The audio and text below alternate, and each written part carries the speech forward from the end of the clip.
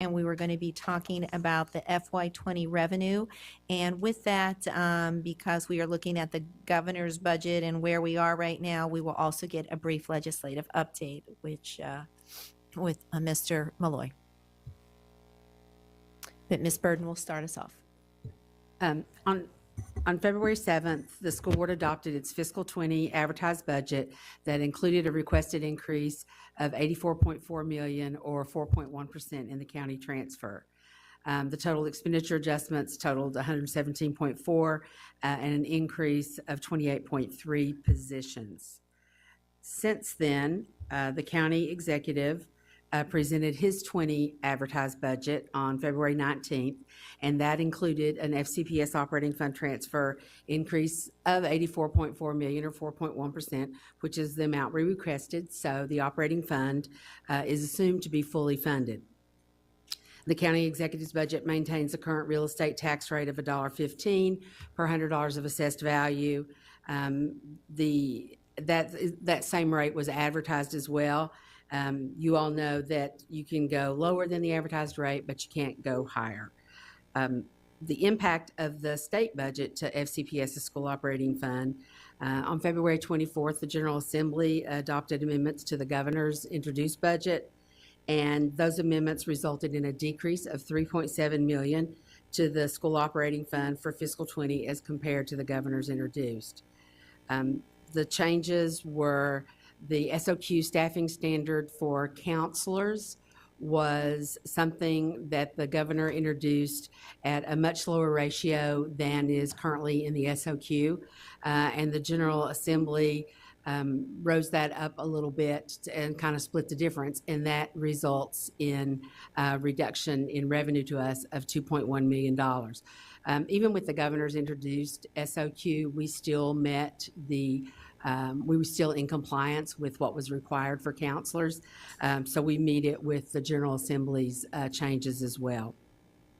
As far as compensation goes, the governor introduced his budget with a 5% compensation increase for staff, and the General Assembly approved a 3% for the entire year and 2% for 10 months out of the year. And so that basically shaved a little bit off of the compensation increase proposed by $1.4 million. And then VPI plus, the governor introduced no match, and the General Assembly put forth a small match. And so that is a reduction in funding to us of about $0.2 million, and those three items together equal the 3.7 that you've heard so much about. So based on the final budgets adopted by the state and county, which we don't know yet, any shortfall that remains will require additional revenue and expenditure adjustments to balance the 20 approved budget. Again, we are developing plans to resolve the state revenue shortfall, and they will be shared with the school board in April. And if you look at the calendar of upcoming public hearings and budget work sessions, the county will do its pre-markup on April the 26th, and that's typically when we find out what they're thinking as far as what they're going to include in their budget for us, the final numbers. So we should know then, if not shortly thereafter, as to what the county will be considering. And the $3.7 million for the state, that's something that we're going to have to address. All right, thank you. I have Ms. Hines. Yeah, thank you. So it sounds like what we're hoping will happen is that the shortfall from the state we will be able to make up, so that we'll end up hopefully with the same advertised budget that the superintendent proposed to us in January. Is that right? Or the same proposed budget? That's correct. Okay. So then within that proposed budget, I remember that we had $6 million, I believe, for staffing initiatives, which we all pounced on and then backed off of, right? But so presumably that's still sort of there. And then also it sounds like the $3.3 million from third quarter, how will that be part of the 2020 budget? Now, after Ms. Evans' amendment, if we take it out of if we don't do what you wanted to do with it in the third quarter, how will it show up in the 2020 budget then? Well, it will show up in the 2020 budget if we handle it at third quarter or year end. If we handled it at third quarter, it would increase the beginning balance for fiscal 20. And so that would be the revenue side, and then the expenditure side would go 30 positions into the staffing reserve. Gotcha. If it's done at year end, same thing. It's just later. So it's the revised budget instead of the approved budget. Okay, so it's not like we have another 3.3 million that we can maybe, we think we will probably need it for the reserve. Is that what we're saying? Or Well, we're a little hesitant. We moved the staffing reserve positions to the elementary schools to streamline and simplify and make more efficient that process so that they would get their positions earlier during the recruiting season.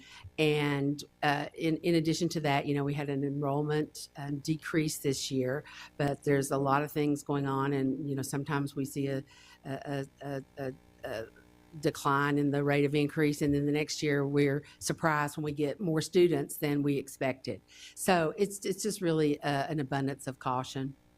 That's why we're recommending that. so waiting then till the end, till, to decide what to do with it. That 3.3 million, how many positions is that? It's 34. 34, okay. Okay, thank you. Dr. Brabrand, you look like you've something. Yeah, I just want to, did you update them about the governor's budget versus the General Assembly piece? I think I stepped out and that was going on. So I think the overall theme of this part is, and I love this. This is what I love about being back here.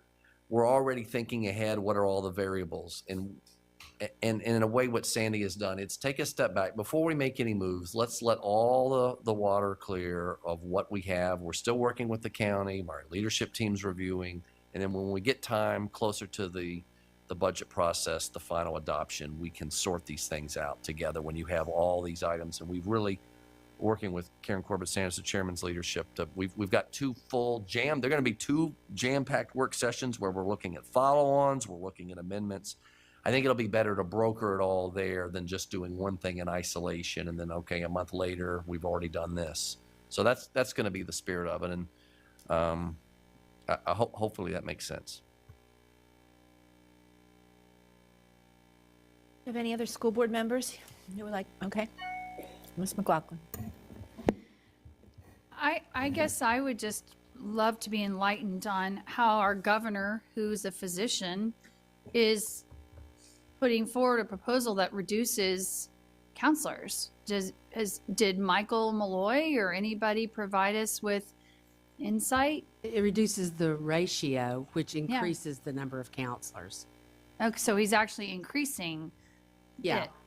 Okay. And the General Assembly kind of ratcheted that back a little Okay. to save some money. And so that results in 2.1 million loss of revenue to us. But yeah, it's the ratio that's decreasing, which increases the staff.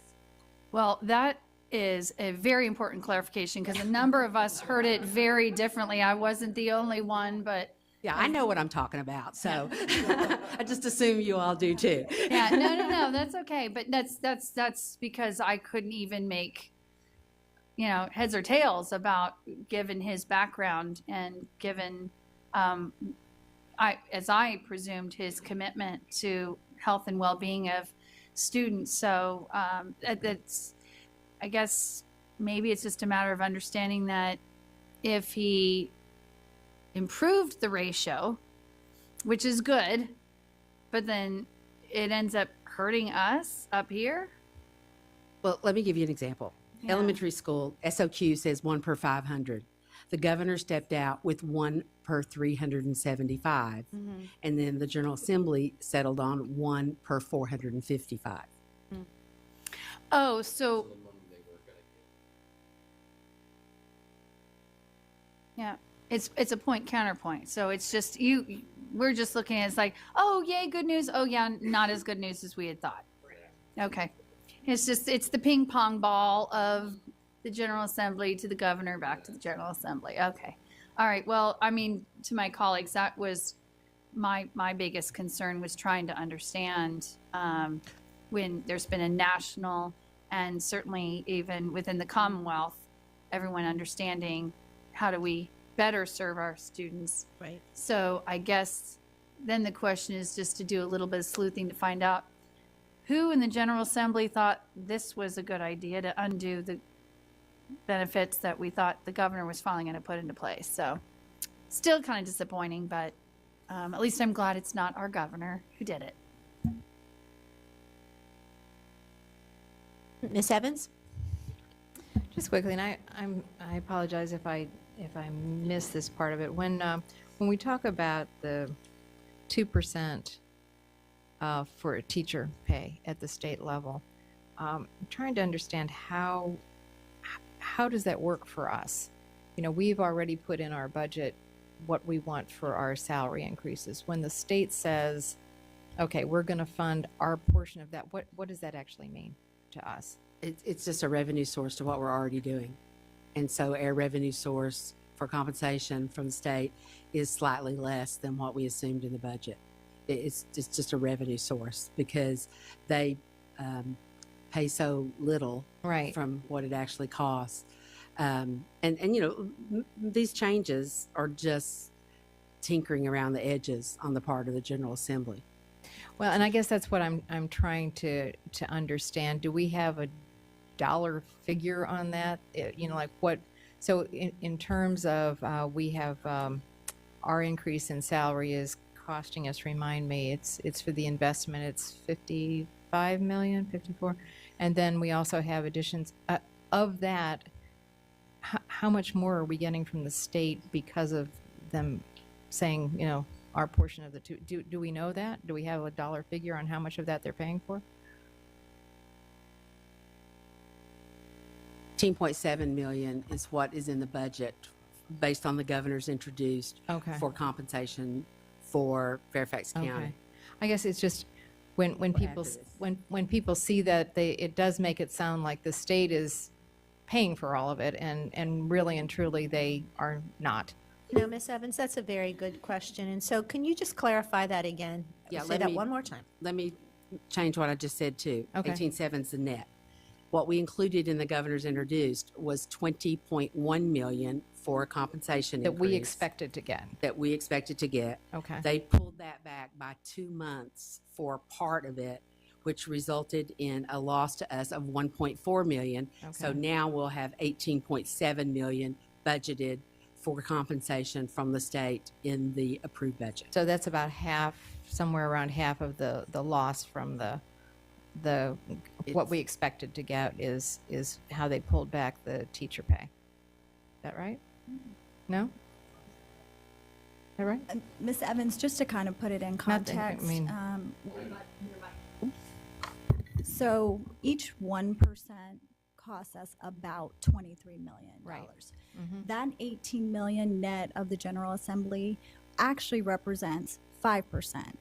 Okay, so it costs us 23 million, and they're giving us 18 million for 5%. So it doesn't even represent 1% of our increase. Okay.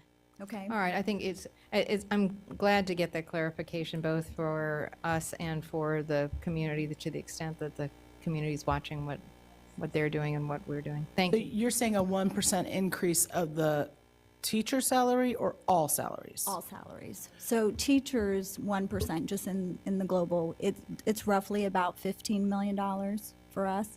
And then we have the non-teacher police, which is about 8 million, just roughly.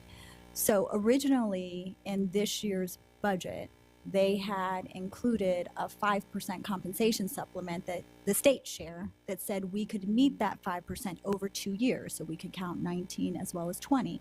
And in order to save in the budget, they actually said, well, we're going to reduce the remaining 2% by making it effective in September instead of July. So that's where this $1.4 million reduction comes. But it's supposed to represent 5% of the state's share.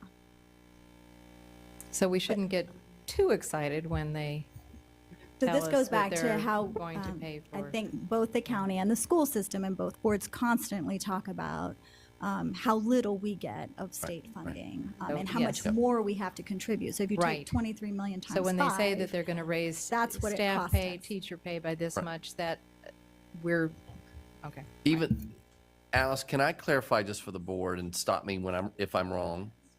even compensation runs through the LCI, right? Right. Okay, so that's the big nugget. When the state says 5%, right, for us, it's less than 1%. So that's your nugget. And actually, on the rest of Virginia, some are struggling right now to even do the 5% over the 2 years because they still have to cough up their share, and they can't even afford their share. Up here, you're thinking, where is all this money? Because we have all these other amendments and follow-ons, and the reality is of the 5% state raise, there's total money given is less than 1% to take care of and our the rest is Fairfax on us. folks. Yes, okay. So thank you for the clarification. My on mother has an expression, sleeves off the vest. All right, any other school board members with questions at this point? All right. Mr. Malloy is not available yet, and so what I guess we will do, I'm not certain who is managing the high school English basal materials. I know that's not myself, but we will take another 2-minute break, and then unless Mr. Malloy comes, we will start with you, Dr. Presidio.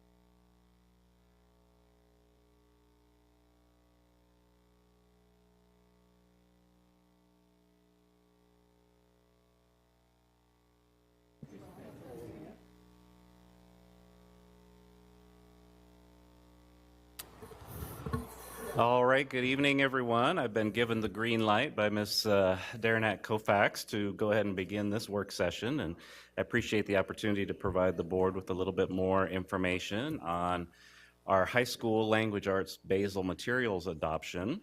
And I have to say, I'm a little surprised we're this far ahead of schedule, which is not a bad thing at all, other than to say that a couple colleagues of mine were going to get here at 7 thinking that they were going to be here early, so they might join me in a few minutes.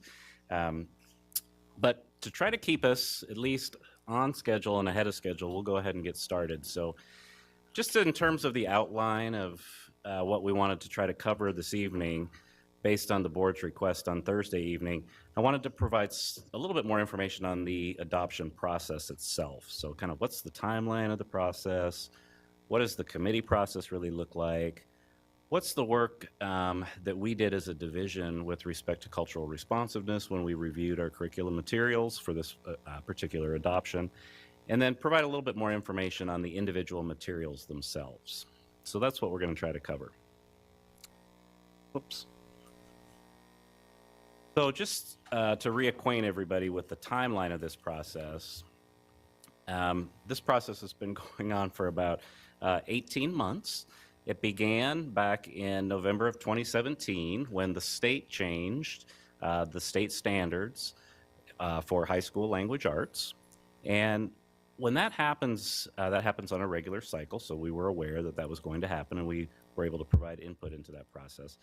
But when that happens, we always take a look at our existing materials to figure out within our existing curriculum materials, to what extent do they really support and address teachers' needs to address the new state standards with their students. So we began a needs assessment right after the state adopted the new standards. And I will tell you, the needs assessment process is probably the most important part of the adoption process itself, because it's really asking our classroom teachers and our administrators in our schools, what do you need to be able to provide high quality instruction to all of the students in your classroom with respect to the state's expectations? So when we began that needs assessment process, the first thing I think that people need to remember is that we have not adopted materials for high school language arts since 2006. So that is quite a long time. So as a result, when we did the needs assessment process, it was pretty clear. Teachers talked a lot about the need for additional writing materials, additional materials to instruct students on grammar, additional materials to provide intervention at the high school level in reading and writing.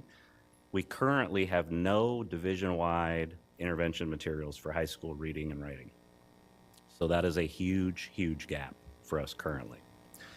Other issues that came up in the needs assessment was the issue around differentiation in the classroom, and trying to make sure that we have materials that we can differentiate for different levels and for different student populations. So for English language learners, for example, and for special education students. And then finally, the needs assessment talked quite a bit about the need for curriculum that is culturally responsive and representative of all the students in Fairfax County. So that process was very helpful as we began our adoption timeline. And the next part of the process is to then work with the Office of Procurement Services.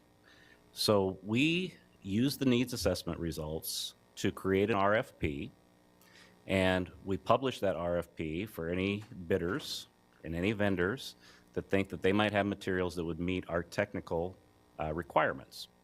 And the technical requirements, again, derive from the needs assessment process. So I think that's a really important piece of the process that people in the public need to understand. We work under state contracting regulations and policies. We can't just adopt whatever we want to adopt. We have to have a fair and competitive process. So after the RFP was completed, vendors were able to submit their responses to our proposal, and we put the materials from vendors on public review. So before we even looked at anything really as a staff, we put the materials on public review, and that process happened between October and November of 2018. And after we had feedback from the community, we began our staff review process. And the staff review process really is a representative process of stakeholders, school-based teachers, administrators in the division, some of whom are appointed by the school board, to look at the materials and judge those materials. And I'm going to talk about some of the criteria that we use to judge the materials later. But they review the materials, and then we, of course, as a committee then, bring forward recommendations to the school board for approval. So we had a new business item for the school board on March 7th, and the proposed approval date and the proposed action date is now April 4th, 2019. So if the board chooses to adopt the materials, what will happen next is we'll begin contractual negotiations with the vendor, and we would hope to have those done no later than May, so that we could have materials in the hands of teachers prior to them leaving for the summer, so that they could begin to work with the materials and be prepared for when students return, so they can start their planning process prior to the new school year. And then the most important thing on this timeline is what's listed in bold, which is next school year, we will be subject to new SOL tests, and we need to make sure that our curriculum is in alignment to adequately be able to prepare students for success on the new SOLs. So moving on, a little bit about the committee process. The committee, again, met for approximately 20 hours over 5 evenings. And again, many of these committee members are teachers, so this is after a long day at work. They're dedicating a lot of time to come and do this work. And additionally, outside of the meetings, there was a lot of work for committee members to review the materials in depth, because the review does not really take place in the meeting. Discussion and deliberation takes place in the meeting. So all of the review of all of these materials is happening outside of these meetings. And the review was really guided by these main points in blue here. So again, really making sure that the materials align to the state standards, making sure that we have cultural responsiveness and representation in our curriculum, any materials that we would choose to adopt, and then the idea of student engagement and accessibility.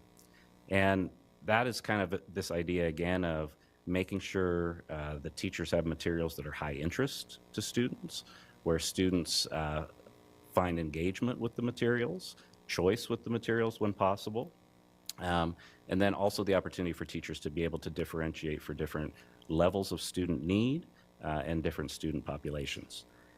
So, with that in mind, we then began the process of really looking at the cultural responsiveness of the curriculum. And I think this was really the crux of the board questions the other night. So I wanted to spend a little bit of time here. So you'll remember I mentioned that one of the things that we were able to do was hire a new multicultural studies curriculum specialist. And we did that with the funding that the board approved in the FY19 budget to expand the equity office. So that was a very, very important hire for us. We were able to hire somebody who has a lot of expertise in this area. She has a PhD from Yale in African American Studies, and she's been doing some fantastic work both in central office and in the schools this year. And one of the things that she was very involved with was the language arts adoption process itself. So from the beginning of the committee process, we put together some criteria to look at to determine the degree to which the materials were culturally responsive. And this is an oversimplification of the criteria that we looked at, but there are really kind of 2 main categories that we considered. The first is the idea of representativeness. So really looking at the materials to see, are they inclusive of diverse writers, right? So the authors themselves that are represented in the text, what level of diversity exists there? Additionally, are they presenting, does the text present diverse individuals as expert practitioners, right? So this is the idea of, do we see diverse individuals as scholars, as professionals, right? And this is a really, really important concept for students when they're looking to say, people like me from my background, my culture, how are they represented in the materials that I'm interfacing with in school? Do I see myself in these texts? Additionally, we looked at the ideas of representation of diverse cultural experiences and perspectives. And again, this is really paying close attention to the idea of cultural sensitivity and nuance. So again, not looking, working really hard to make sure that the text selections are not generalizing, stereotyping, but are representing diverse cultural experiences in an authentic way. And then, of course, we looked at to determine whether or not the materials provided students with the opportunity to make relevant connections to their own cultural backgrounds and experiences, because we believe that that's very important for the level of student engagement as well. So the first category is really this idea of representation. Are we seeing diverse representation, and are students seeing themselves in the selections? And then the other kind of category of criteria that we looked at is analysis and reflection. So to what degree were the resources that we are looking at promoting and encouraging examination of multiple perspectives? Or are they telling things from a single perspective, right? And sometimes it's hard in one text selection to have multiple perspectives, which is why you need to have a diversity of opinions and perspectives in the text. And additionally, to what degree were the materials really challenging students to compare and contrast and reflect really on their own value judgments that they're making in their reading and their analysis? So to what degree are they really pushing students' thinking in that way? So those are the 2 main criteria that we looked at. And with that in mind, as part of the review process, the committee selected the following texts. So looking at this chart, you'll see the columns representing the grade levels. So following that first row across are the materials called My Perspectives, which would be the core text that the committee has recommended to the board in grades 9 through 12. The second row represents the core text for our AP courses, and that's represented in grades 11 and 12. And then you see the additional purchases here, which the committee was very excited about. The first being No Red Ink, which is providing support for writing and for grammar, which again is a resource that all schools do not have at this time. And then iLit 20, which is an intervention, set of intervention materials, which again is something that we do not have for secondary language arts at this time, or I should say for high school language arts at this time. And then a number of other titles were selected for various elective classes. Journalism, for example, was one of those, and the entire list is posted on board docs. So just a few pieces of additional information about the major components of this recommended adoption. The first is the core text, My Perspectives. And we think that it's important to note that the committee did find inclusion of diverse cultures, topics, and perspectives in that text selection. The committee found that publisher to have contemporary, high-interest reading that would promote student engagement. And one of the big things that the committee really appreciated was the ability to differentiate the materials. So again, allowing teachers to have materials that could be used with individual students, with small groups of students, or with large groups of students. And then the materials could be actually leveled. The materials are leveled and translated into Spanish in many instances. So that is a real benefit for when schools are working with some of our special populations like ESOL students. No Red Ink then is the writing and the grammar selection that the committee is recommending. And again, the committee found inclusion of diverse cultures, topics, and perspectives from this publisher. And the committee really also enjoyed the ability for students to self-select a lot of the texts and a lot of the passages. So there's an opportunity for student choice, which we think is very important.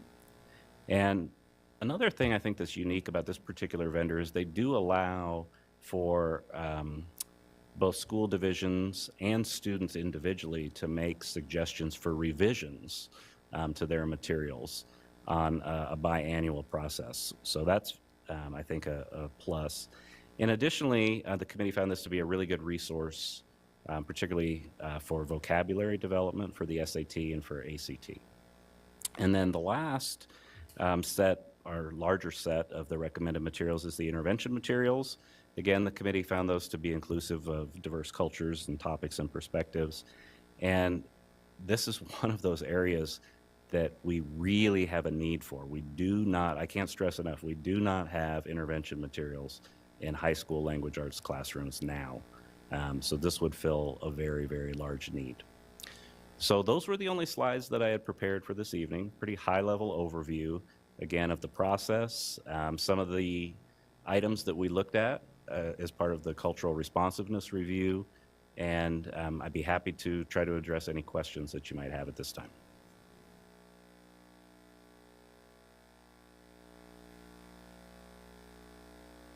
I thought she was managing it. Okay, can I speak? Okay, thank you. I did spend time looking at My Perspectives, 9th, 10th, 11th, and 12th. Extremely engaging. It's organized around themes and includes excellent excerpts from short stories, novels, poems. For example, 9th grade, one of the units on American Voices. It includes A Quilt of a Country, which is used several times. Very numerous cultures and writers from other places.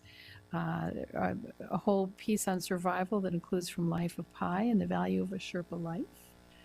And literature of civil rights, and includes all the things that you would want to C, to engage students in that, including how the children of Birmingham changed the civil rights movement. So these are news articles. So it's a variety of texts. There is one on star-crossed romances that looks at Romeo and Juliet, a tragedy or just a tragic misunderstanding. So they have to read Romeo and Juliet, and they debate it from both sides. And the last news article is if Romeo and Juliet had cell phones. We'd all be in trouble. Very, very, very engaging. And then they have one of Journeys of Transformation. Again, authors from around the world, older pieces from the Odyssey, as well as new publications. And this is the 9th grade piece. They have The World's End. One is a short story, By the Waters of Babylon, by Stephen Vincent Benet. I read that in high school. And There Will Come Soft Rains by Ray Bradbury, but excellent, very engaging materials. And so I was really quite excited. I'd like to borrow them over the summer and read it. But I am very pleased to see the intervention materials, because I know that has been a huge concern by many of our teachers for many, many years, because we find we have some children who are still not reading and writing where we need to have them in high school, and we had insufficient materials to help teachers to be able to go back and deal with the older teens who really needed this help. So it's great. Thank you.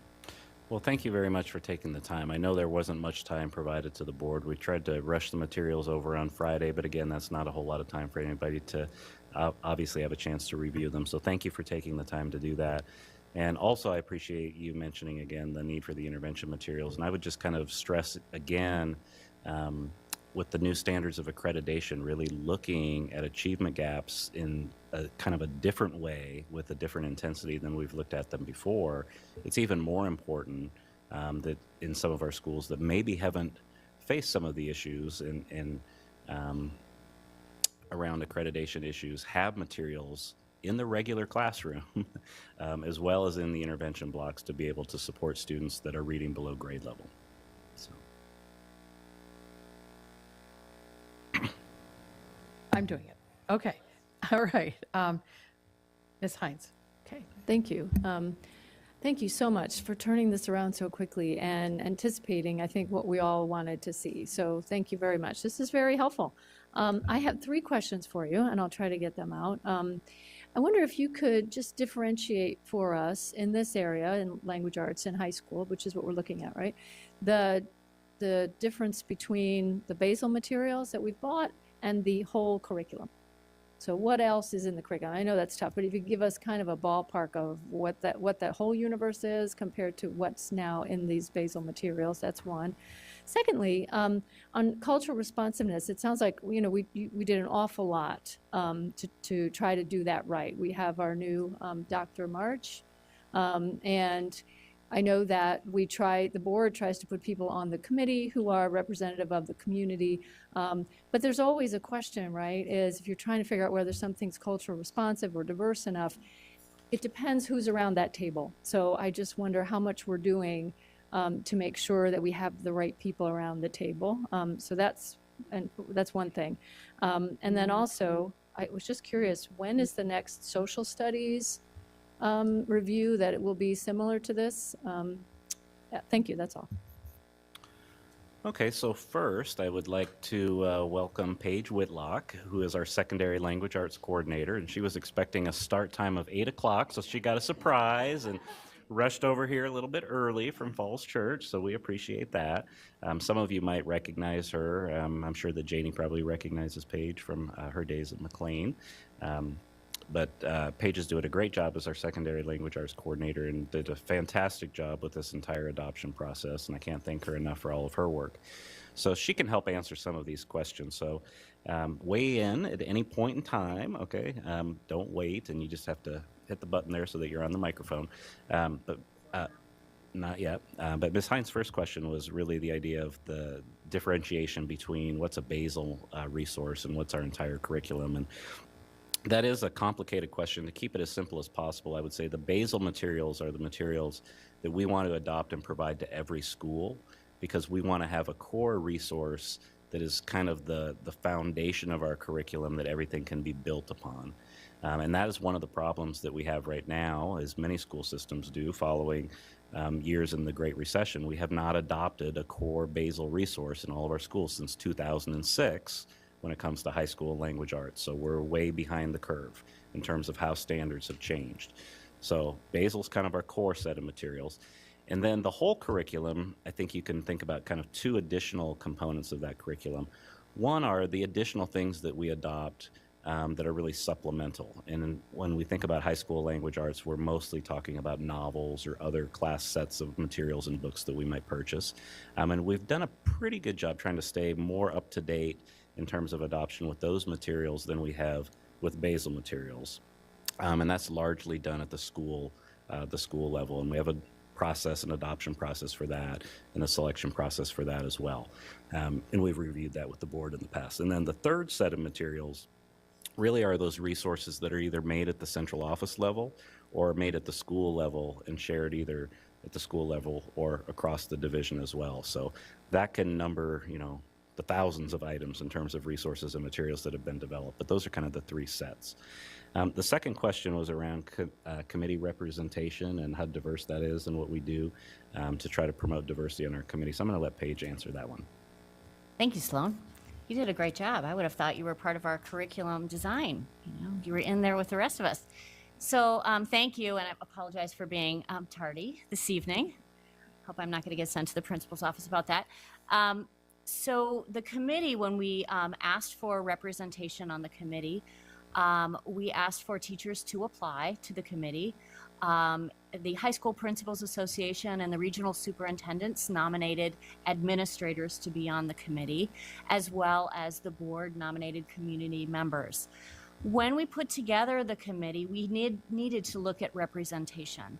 So not just individuals we wanted representation from all the regions. We wanted representations from people from IB and AP schools. We wanted representation from people who had taught all the grade levels, 9 through 12, as well as those individuals who had experience teaching or were certified to teach English language learners as well as students with disabilities. So we took all of that into consideration.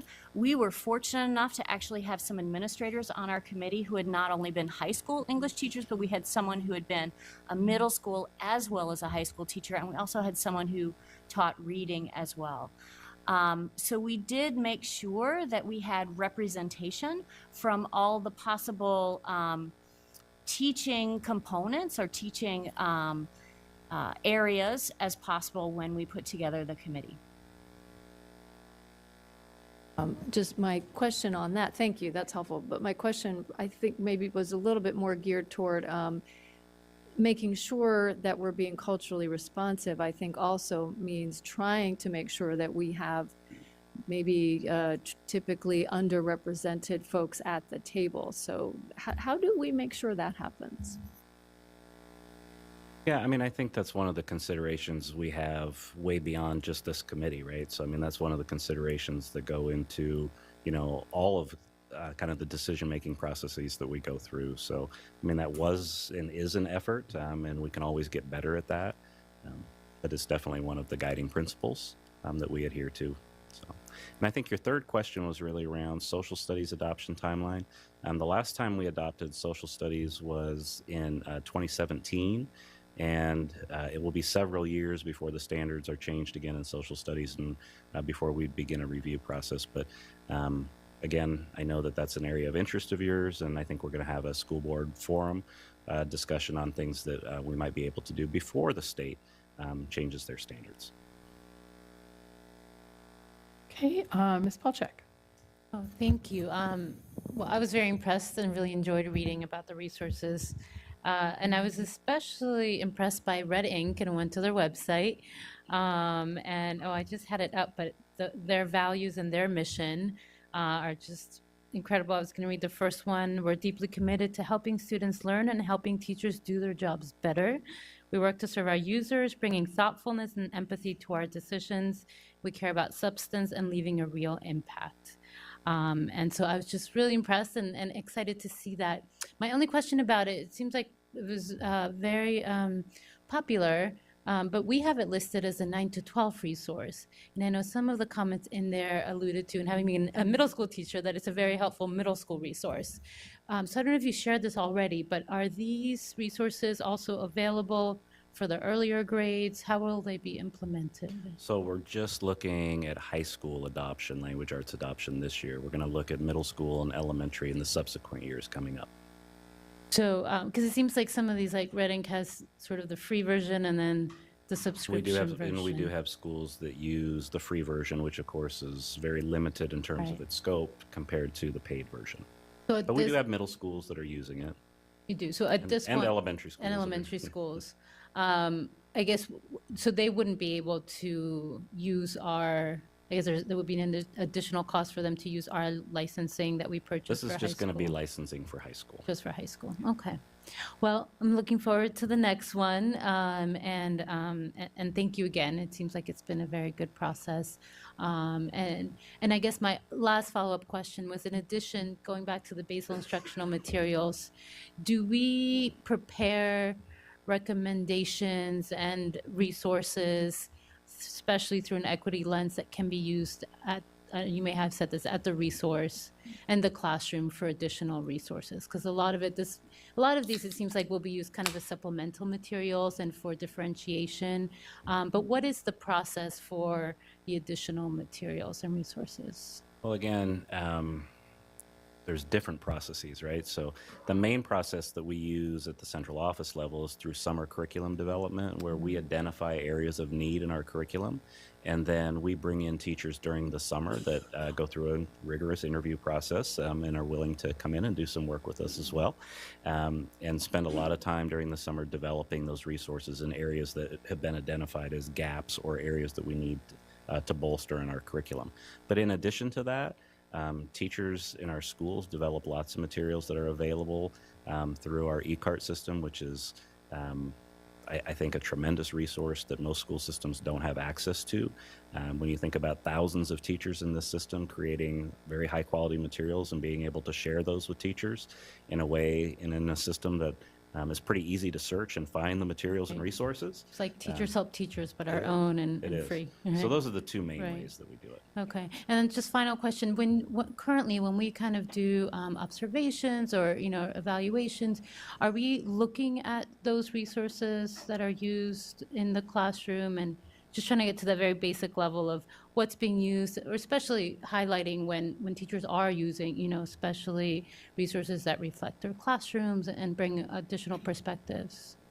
Yeah, I think, again, evaluation, there's a lot of different things that we're looking at, but, oftentimes when we're looking at particular curriculum materials, that would be a very focused observation to really kind of figure out, what's the ease of use, how are students responding and interacting with those materials. And we typically kind of situate that idea of the material and the task together. So what's the instructional task? How are the materials supporting that? And then what's the student learning really looking like as a result? So. All right, thank you. Mr. Moon. Thank you, Mrs. Ross. Just a question or two. Looking at the attachment D, which is public community input with the 22 comments. So let me ask you, when we have a 22 comments, is that considered to be modest number? Is that overwhelming input from the community, or less than expected or desirable, or how do you? It's suboptimal. Suboptimal. Is how I would describe it. I've done these processes in 5 different school divisions, this of course being the largest, and you would like to have a lot more respondents, but in every system that I've worked in, it's incredibly hard to get parents to want to come in and look at materials. No matter how available and accessible you make them, parents more and more just don't really have the time to do that. So it's an area we need to get better at. We need to figure out how to more authentically get parent involvement. So it's So what you're looking for more comments from parents as opposed to Well, I shouldn't- other yeah, I- teachers yeah, or I students. I apologize. saw some, Yeah. teacher comments and also student comments as well. Yeah. Some other comments I couldn't tell whether Yeah, they the were parents coming and the from. student voice is the part that concerns me more than the teacher voice, because we have a lot of ways to get the materials in front of teachers, but we don't have a lot of ways to get the materials in front of the community at I large. see. I see. Is there a way to know, how many people actually took a look at any one of these or all of these? I don't There's know. no way of finding that out, right? I don't believe so, no. Okay. And the one last question is, among 22 comments right there, I see some, conflicting with each other on their assessments. Perhaps the same book or books from the same publisher. But so when you have these comments, how do you reflect their comments in your recommendation? Well, I'll let Paige talk about that a little bit because, as I said, one of the things that is unique about how we kind of run our process in Fairfax, which I really appreciate, is that we do the community process and then we do the committee process. So the committee has that information first before they convene and do their work. So Paige, just real briefly on that. And so one of the things we did is we provided the committee with those comments so that as they were looking at the materials, they could reflect on how they felt about a comment or conflicting comments. And Sloan, did you go through the process of what happened at the meetings? Okay. So they had not only opportunities to hear from the vendors and reflect quietly on the materials themselves, but then engage in a fairly structured conversation about the materials. And it was, I will tell you that the committee was extremely committed to this process. They took home materials, they reviewed materials at the end of every meeting. Any questions that they had to the vendors, the committee chairwoman typed them up, sent them to me, and we sent them to the vendors. The next time the committee met, we reflected on their answers so they could be fully informed and feel like they didn't have any questions, any outlying questions for the vendors. Okay, just one follow-up. Probably this is a yes or no question. I probably know the answer. Did the committee include any student? We did not have a student. It's a lot of who time chose, commitment. Yeah, who chose to participate in it. Okay, but students are also welcome, but it's a lot of time commitment on Yes. their part. Okay, thank you. Welcome. Thank you. Ms. Keys-Gamarra.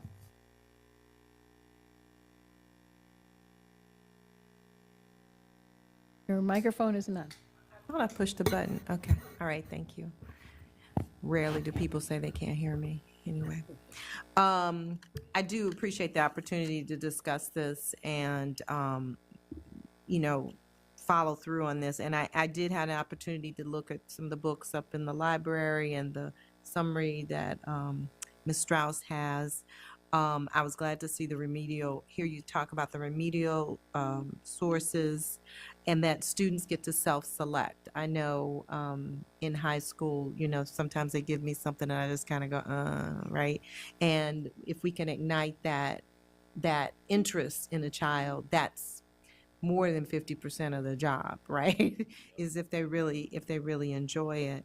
And certainly the emphasis on grammar goes without, I'm not sure I need to say anything, but I always hear that our kids need help with that. So I'm glad to see this emphasis and also the inclusion of some classics upstairs when I saw that. So I have just a few questions and really our follow-up to Mr. Moon. How did we advertise this opportunity to the community? Where did the folks on the committee come from? I know there were a number of teachers and that sort of thing, but did we, other than the board appointing folks, try to seek folks from the community to participate? Yeah, just the committee selection, recruitment and selection process. Well, as I said before, the committee consisted of 12 people. 3 of the people from the board, 3 slots were for the board. 3 were administrators, and then 6 teachers. And then as far as it was administrators, teachers, and then people that were nominated from the board. And then beyond that, the public was asked to review, or was given an opportunity to review. We had a live website. So can you clarify what that means? The public was asked to review. How were they asked? So I think we released a press release on October 6th or 7th, that all of the materials would be available digitally, as well as we would have them at Willow Oaks, not only during the day, but we offered 3 extended hours where I sat at Willow Oaks until 8 o'clock with all of the materials, so parents could review those as well. So we had daytime hours as well as extended hours for people who wanted hard copies. In addition to that, we had digital access for people to access them from home as well. Okay. And so your committee meetings, were those open to the public as well? They were, but we didn't, and they were held in a location, but we didn't have. They were not widely publicized. Yes, as open. Okay. Well, part of the reason I pulled this out the consent, because it's not to be critical, but sometimes we want to make sure that we're making the effort to have public participation, and I want to make sure I'm asking these questions so that people have an opportunity to understand that there has been a long process. I'm not being critical of the process at all. We can always improve the process too. We know that. Right. Yeah. I'm not thinking of an improvement right now, but I just, I think it's important to sometimes be able to pull back and discuss how you got where you are, what it includes, and then, so that was the reason for bringing this forward. And I'm looking forward to see how this impacts some of the equity profiles that we're going to have more specific information on in the future. Thank you. Ms. Schultz? So I'm glad. I think Ms. Keys-Gamarra was going down the path I was. I don't recall seeing these notices. This is, we haven't done it in forever, and we're probably not going to do it again in forever. And so to me, these are crucial materials to have discussions about. I'm not thrilled about the no red ink folks. If you go and look into it, as I have previously addressed to the board my concerns about who's behind things. This is wholly a joint venture capital being driven by technology companies. Who's backing Peloton is not important to me as to who's developing grammar. And who's raising money to have access to education dollars is a huge issue. And the fact that they went out in just 2015 trying to raise joint venture capital money,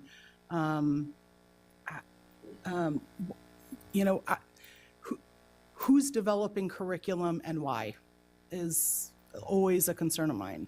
I've raised it when we've talked about putting computers into hands of elementary age children, and why is Google developing curriculum, and why is the joint venture capital group out of Silicon Valley looking to have more access to education dollars. And so I'm concerned about this.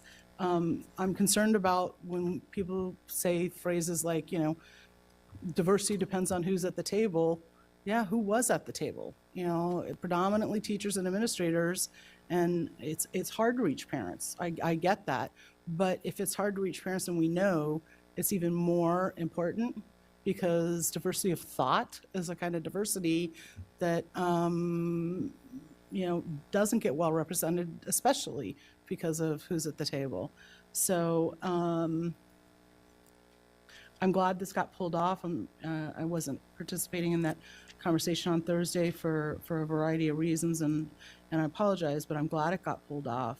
But I do think that for something that we do once in a blue moon, that sort of resets the bar for what children are learning, raises the bar for ourselves, and having a closer examination of who are our potential partners in developing and delivering curriculum, what's their motive for getting into it, and what role parents in the broader community of stakeholder groups have, how easy we make the opportunity for them to participate in the discussion with us. And so I don't know what we're going to do about it at this point. I'm interested to hear my colleagues' conversation on that. But I do think we need to keep having conversations about who's producing curriculum and why. Corbett Sanders.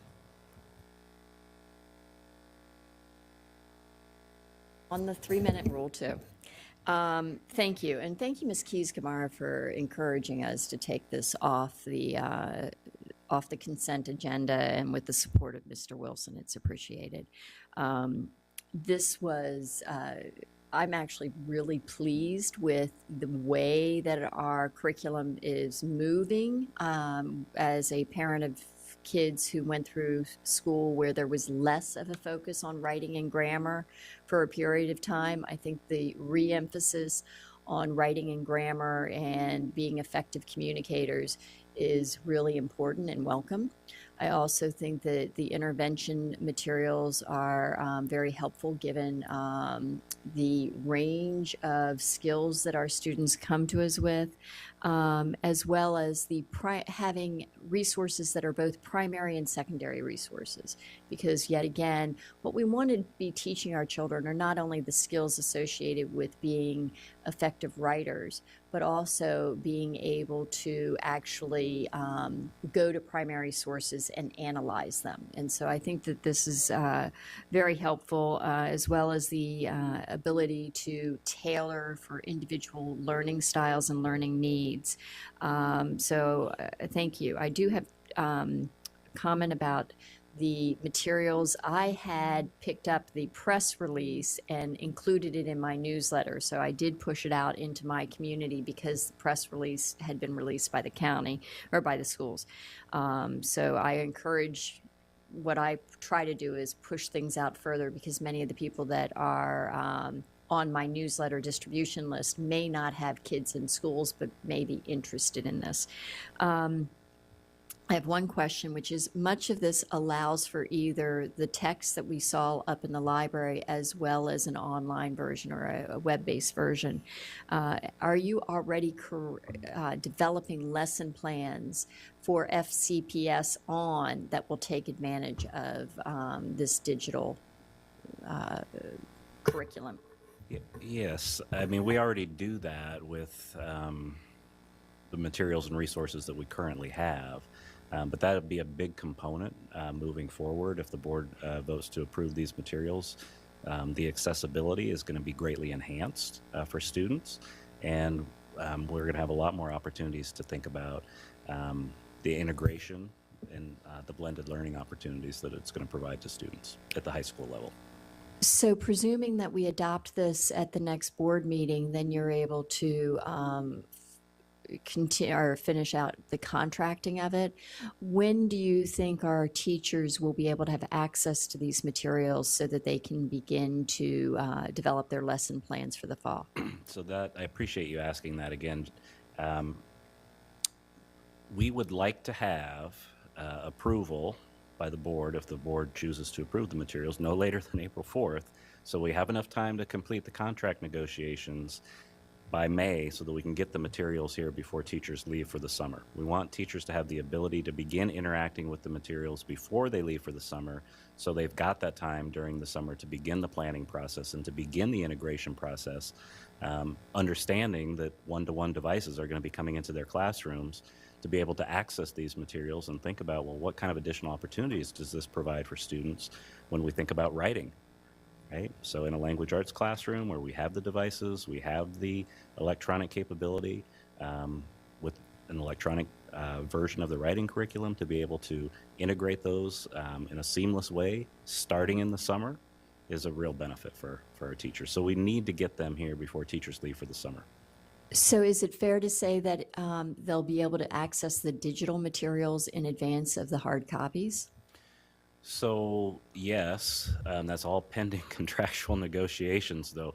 The way that we've done contract negotiations on textbook adoptions, materials adoptions since I've been here, is to try to get them in the hands of teachers as soon as possible. Sometimes vendors have been willing to work with us when we have an agreement and everything hasn't been ironed out to even get even earlier access for our teachers. So we will continue to kind of push the timeline for availability to be as soon as possible. Mr. Wilson. Thank you, Ms. Strauss. I've got a bunch of questions, so I'm just going to run through them quickly. So in terms of the contract, since that's what we were just talking about, you've done this before, I think, but if you could just describe how are the contracts structured, and what is the expected cost to the system for the high school basic language instruction materials? Second question is, you mentioned that the need for enhanced grammar instruction in high school led to the selection of some of the material. Is there also a corresponding reaction by the division to what's happening in middle school in terms of learning about grammar? A third question is, how is the division planning to evaluate these new selections? Or will there be a performance evaluation of these new curriculum?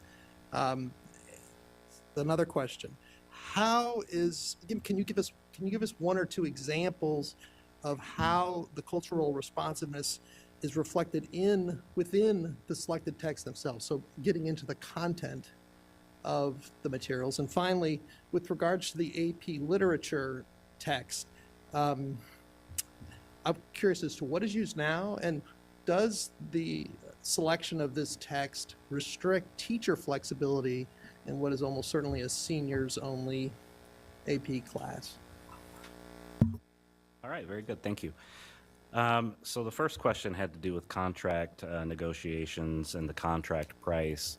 And we have to be a little bit careful. Contract negotiations obviously are not handled by me. They're handled by the Office of Procurement Services. And we haven't begun that process yet, so we need to be a little bit careful about how we would signal what we would be willing to pay for materials, but understanding that this is at the high school level, understanding that we have tens of thousands of students, understanding, price quotes that the publishers provide. I mean, we're looking at upwards of $7 million for the adoption of the materials that we're talking about here. But when you price that out on a per student basis and start thinking about, what is that per student, $100 and some, it's on a per student basis, it's not that much. We have that many students, of course. So the contracts, in terms of the structure, and in terms of the price, will all be dealt with by procurement services. But it'll be a multi-year contract length. Go ahead. So are they licenses to just use the materials for a 3-year term or 2-year term or 1-year term? This is a 7-year term. So so these materials, we would be then, as a division, locked into using them for 7 years. Well, we would. I'm just trying to understand. That kind of gets to your third question. So I'm going to skip your second and come back, which was kind of performance and performance evaluation. So, I mean, we're locked into using the materials unless there's a contractual breach or material misrepresentation and, contractual issues like that, but also failure to perform on the contract, right? So if the materials and the accessibility and those things don't really meet the needs as they've been described and as we negotiated and agreed upon, then that is something that there would be, obviously there's clauses in the contracts to terminate the contracts for those things. Performance of the materials is a little bit different. We typically don't evaluate curricular materials. We evaluate programs, not materials. So that would be something a little bit different in terms of if you were asking questions about how would we evaluate the materials themselves. We obviously get feedback from teachers. We get feedback that helps us design and develop our professional development. It helps us design supplemental resources that we might need to develop in-house and provide.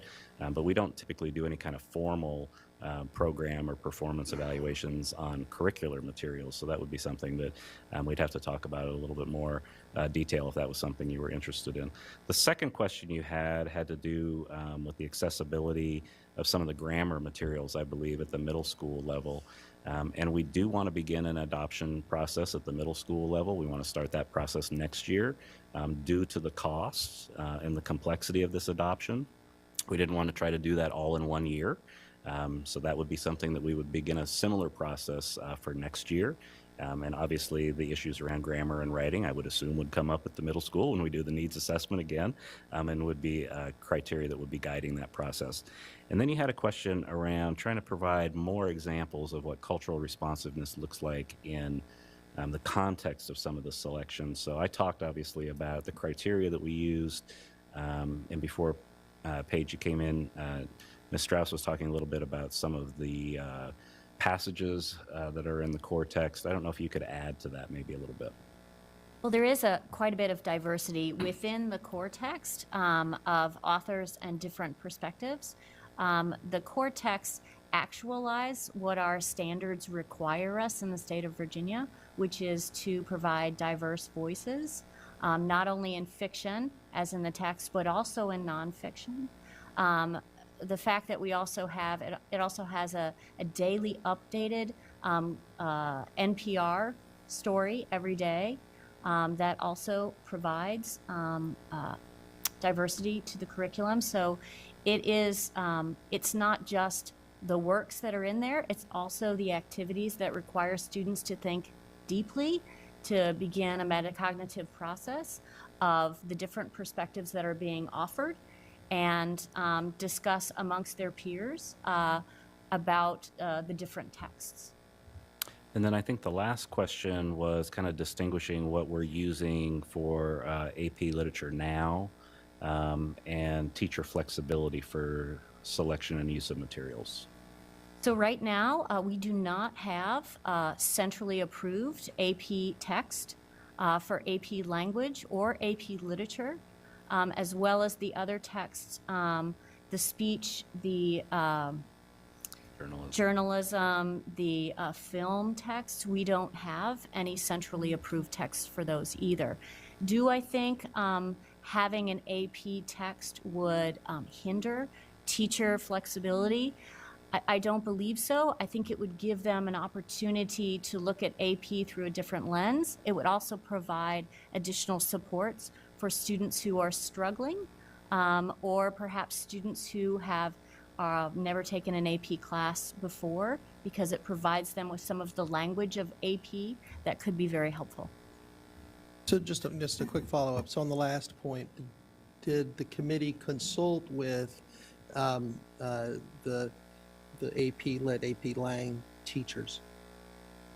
We actually had 2 AP teachers on our committee, and they were able to speak to whether or not the text would support what they did in class, and they both felt pretty clear that it would, as well as our high school specialist, who is not a voting member of the committee, was there to review the text. And that was also part of the needs assessment process to begin with. Okay, Mr. Moon.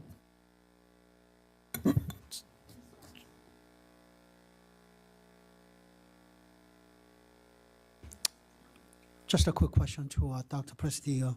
You mentioned about needing to give this text to teachers teachers' hands before the summer begins, so that teachers could start preparing for the fall semester. Basically, I know that teachers come back a little bit before the rest of the before the students, but is it our expectation for teachers to spend their time during summer to start begin planning without paying them? Or Well, I appreciate that as a clarifying opportunity for me to clarify my comment. No, it is not our formal expectation that the teachers work during the summer to use these materials. However, it has been my long experience that teachers desire and wish to have the opportunity to decide whether or not to work with new materials as early as possible. Thank you. Perhaps the alternate way of doing it is providing some additional teacher work days for the teachers who need to start preparing for a fall semester using new textbooks, something to consider. I think that's a great idea for us to continue to think about. How can we build in that teacher planning and preparation time into our calendar? It's a big need. One of our biggest needs, I think, in the system. Ms. McLaughlin, then I have a go back for Ms. Schultz. Thank you. I had mentioned at our last business meeting that I was very appreciative that my appointee, Jason Morgan, served as one of our school board appointees. And Jason's actually here in the audience, so I just want to thank Jason.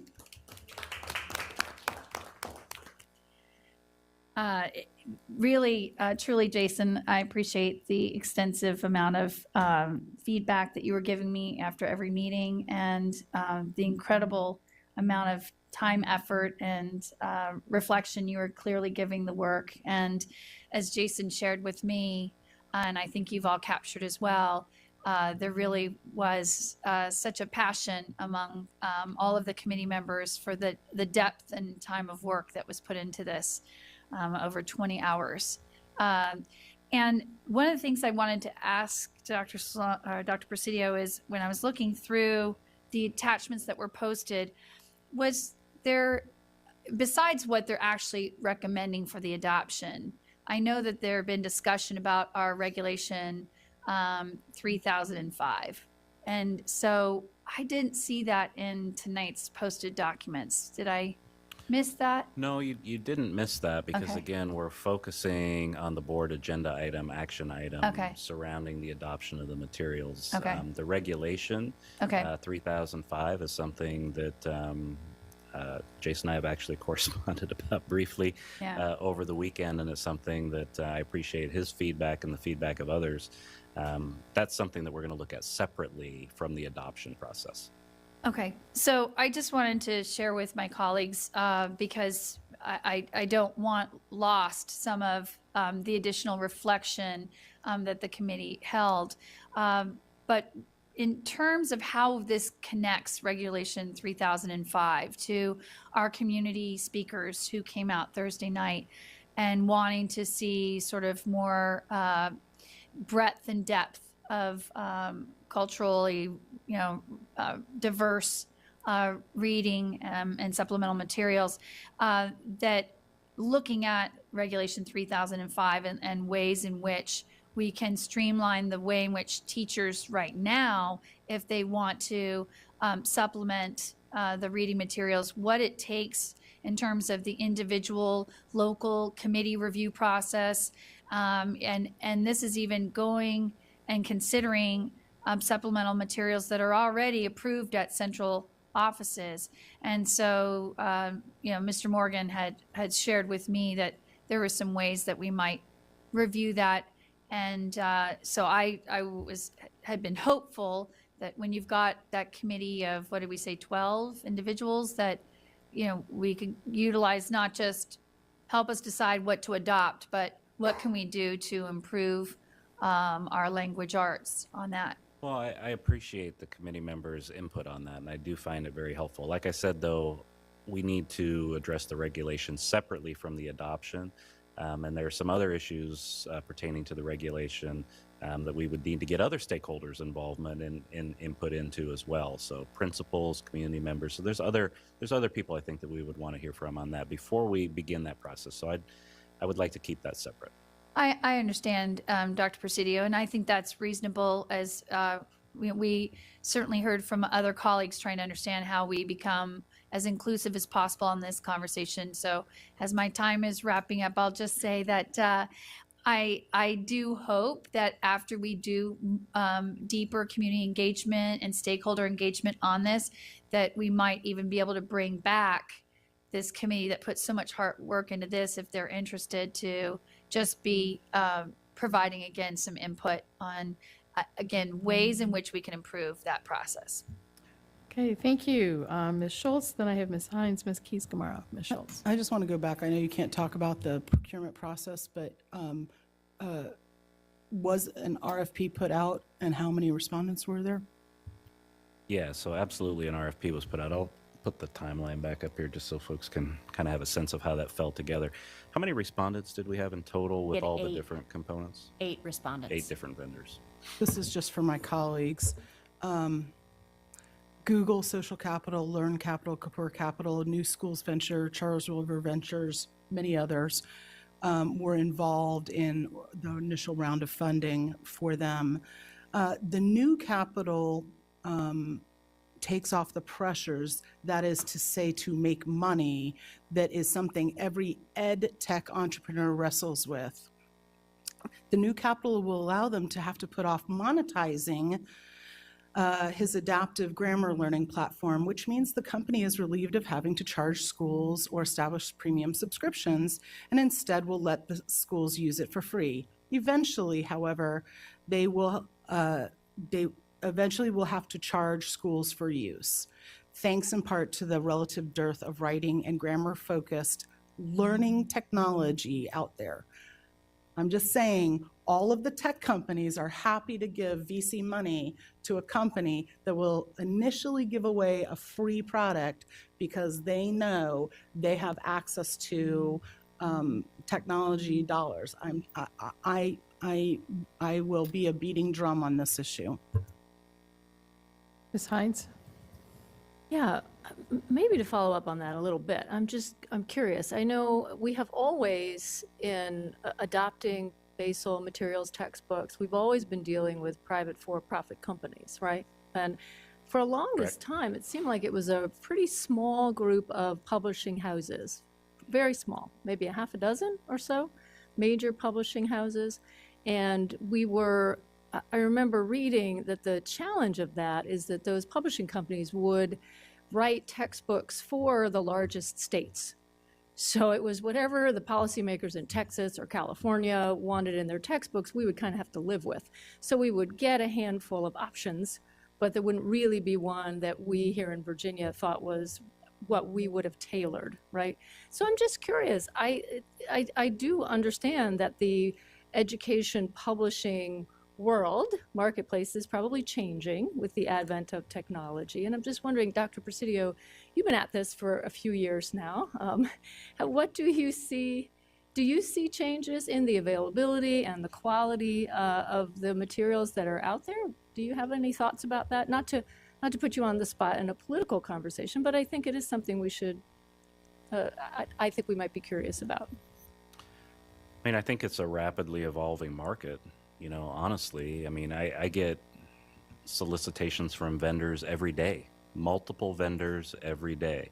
That did not, that was not the case 10, 15 years ago. Companies buy companies, new companies emerge. The ubiquity of technology obviously is changing how companies design, deliver, and market their products. I mean, it is an ever-changing marketplace. I don't know that I could do justice to that question in a brief response other than to say it's something that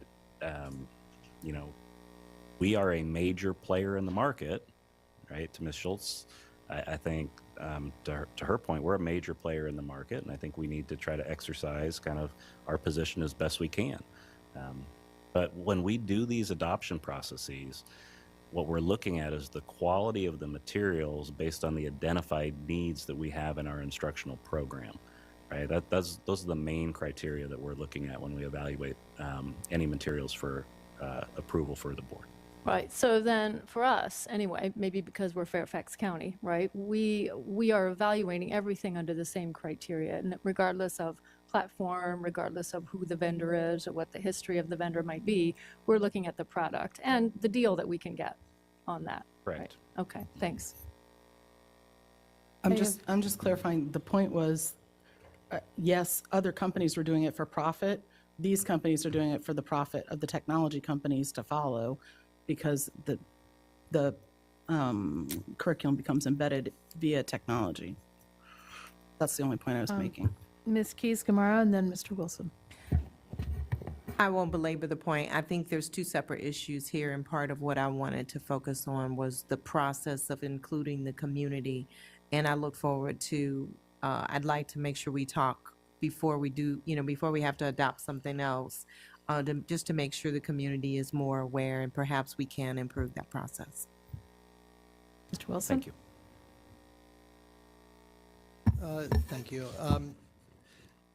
The last question I have is, since it's all now in an online setting, how do we control whether there's data being gathered by the provider? Is there data that is gathered regarding our students, even if it's anonymous, about interests, about types of activities they like, that maybe isn't transparent to the user or parents?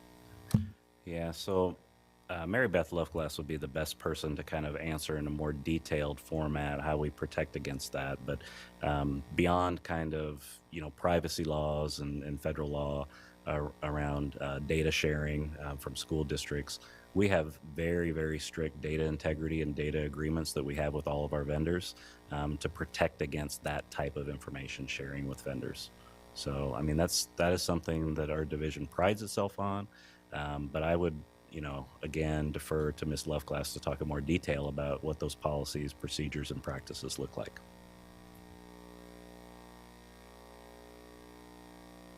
Hey, anybody else wish to comment? Cover the ground. All right, great. Well, thank you very much. And thank you very much for answering all of our questions. And I may borrow these over the summer. I think they'd be lots of fun. That would be fine, and I would just encourage the board, as you're looking at those, or as you might have questions or things that might come up from any of your constituents prior to the vote on April 4th, please let us know as soon as possible so we can help address and answer any questions prior to April 4th. Thank you very much. Okay, great. Thank you very much. Sloan, I just want to thank you and Paige for the quick turnaround time of working with the board in partnership, which is what we wanted to do, to elevate a conversation that needed to happen for this board, but also for the greater community. And it has helped us with the focus on continuous improvement to come up with some additional ideas about how we can build equity, not just into the outcome of the materials for kids, but even into the process. Because part of our equity work moving forward that I know Francisco is helping push me as a leader to think about is, it's not just where you get to, it's who's at the table as we go along to get to that point. And if people feel like they're brought along through the process, there's going to be more buy-in at the end, whether we're talking about textbooks or boundaries or whatever the issue is. So thank you for doing it. It was an outstanding presentation. So thank you very much.